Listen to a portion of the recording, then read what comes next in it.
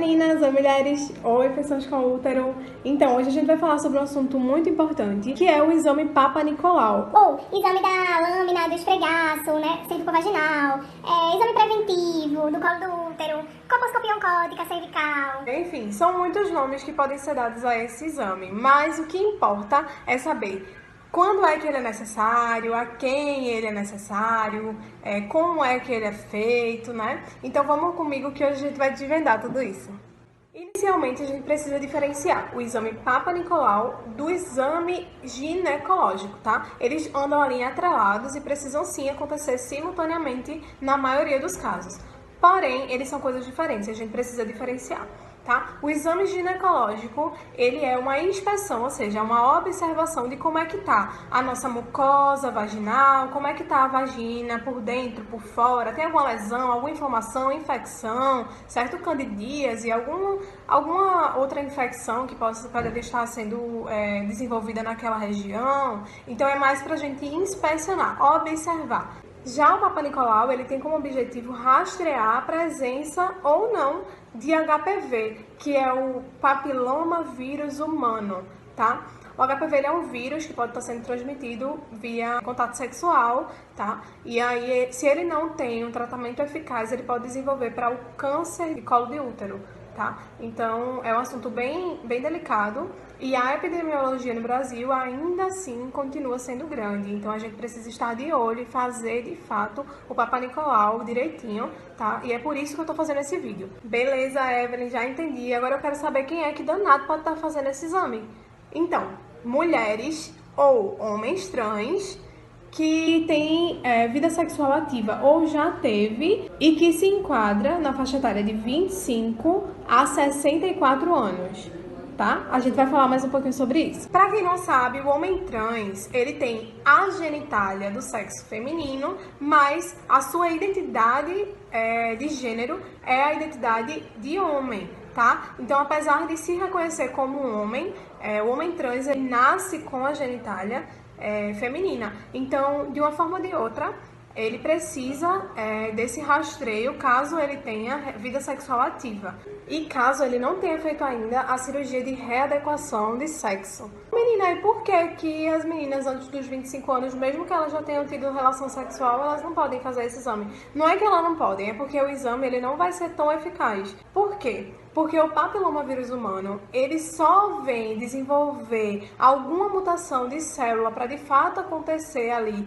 uma aparição e a gente conseguir rastrear e identificar após 5 anos de contágio, tá? Então não é interessante a gente iniciar esse exame com a mulher muito novinha, porque a epidemiologia diz que a prevalência dessa doença está entre mulheres de 25 a 64 anos. Então, é meio que um gasto desnecessário, já que se a gente rastreia essa mulher com 25 anos, se ela tiver, a gente vai estar em tempo hábil para modificar as coisas. Entende? Como é que danado esse exame é feito?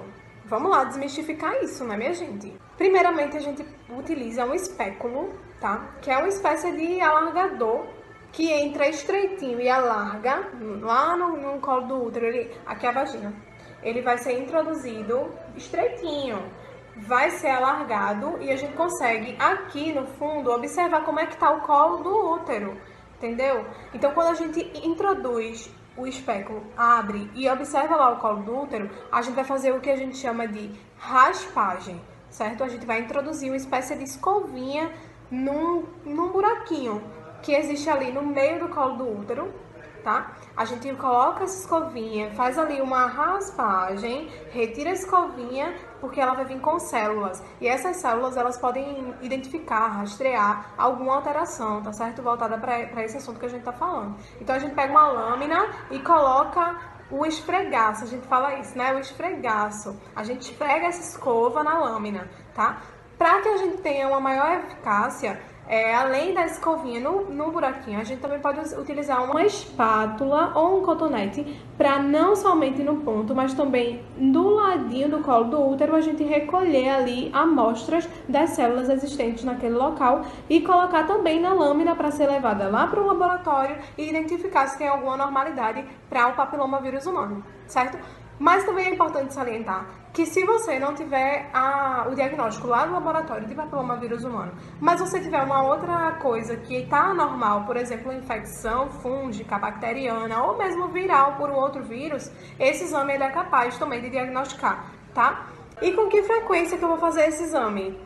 Vamos lá. Exame pela primeira vez. Você faz o exame hoje, daqui a 1 ano, se der tudo certo, nesse último exame. Você repete. Se der tudo certo nesse exame, daqui a mais 1 ano você repete. Ou seja, são 3 anos consecutivos repetindo se der tudo certo, ok? E aí, se forem 3 anos e o resultado for negativo, a gente estende esse período para de 3 em 3 anos, tá? Por quê?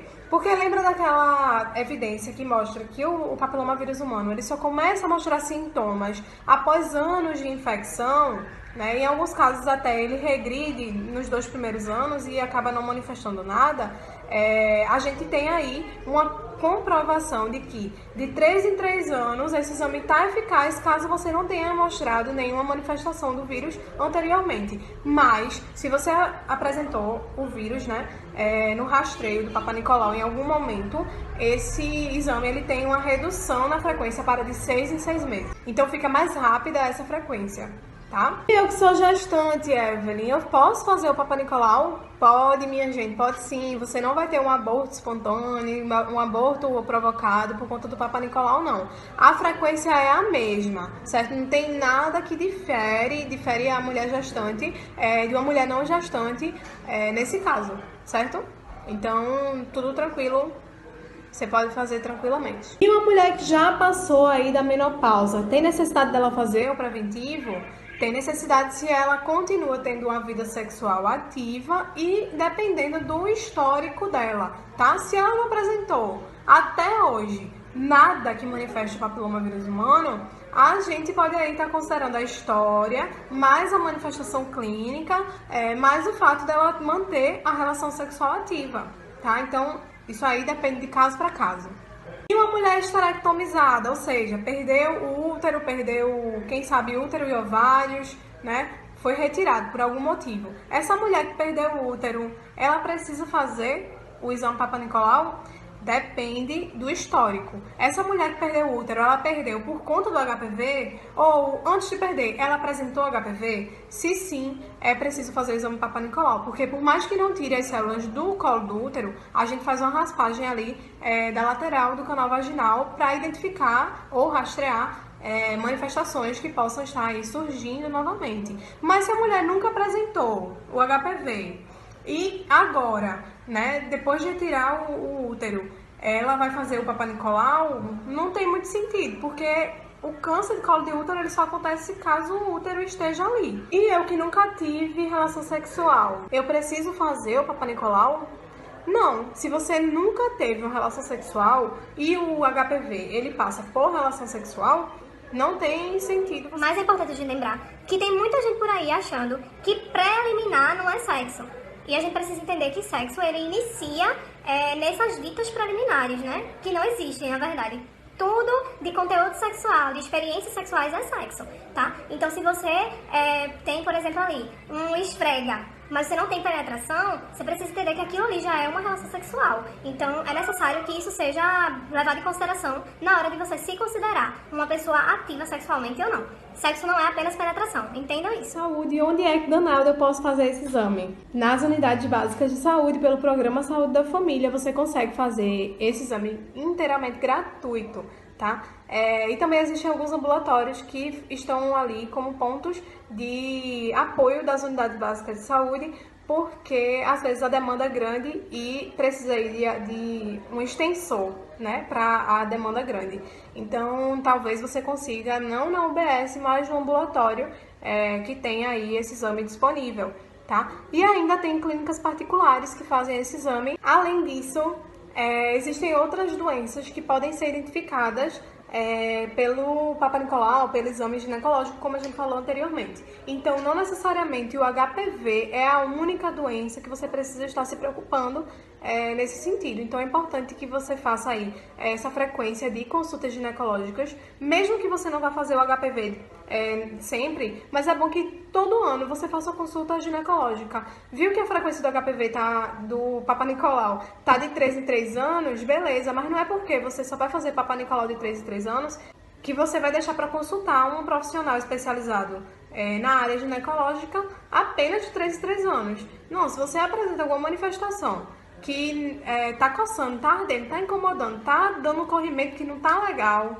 você pode ir para uma consulta ginecológica tranquilamente, fazer aquele exame ginecológico sem ser necessariamente o Papa Nicolau, como a gente conversou, tá? E essas doenças, elas precisam ser levadas em consideração, né? Elas podem ser aí a tricomonia, elas podem ser a tricomoníase, sífilis, Gardnerella, clamídia, candidíase, tá? Então a gente precisa investigar e é preciso que, além do profissional de saúde e dos agentes comunitários de saúde estarem ali no pé das mulheres para fazerem esse exame, é preciso que nós tenhamos consciência de fazê-los por nós mesmos, chegar lá no posto de saúde e querer marcar a sua consulta e exercer, né, esse direito. Isso é um direito de vida, porque muitas mulheres morrem por câncer no colo do útero, simplesmente por não terem esse pulso de chegar e fazer o exame, ou por não terem tido acesso antes do Sistema Único de Saúde a esse exame. Assim, existem vários motivos, mas a gente precisa tomar consciência e ir lá no posto de saúde, né? Ou então marcar uma consulta, se você não quer ir no posto de saúde. Então é isso, gente. Um cheiro, façam o Papa Nicolau, tá? Consultem pessoas que estão aí dispostas a fazer isso por vocês. E bora acabar com essa história do Brasil ter ranking de colo de útero, minha gente, câncer de colo de útero. Chega já, né? A gente precisa se cuidar.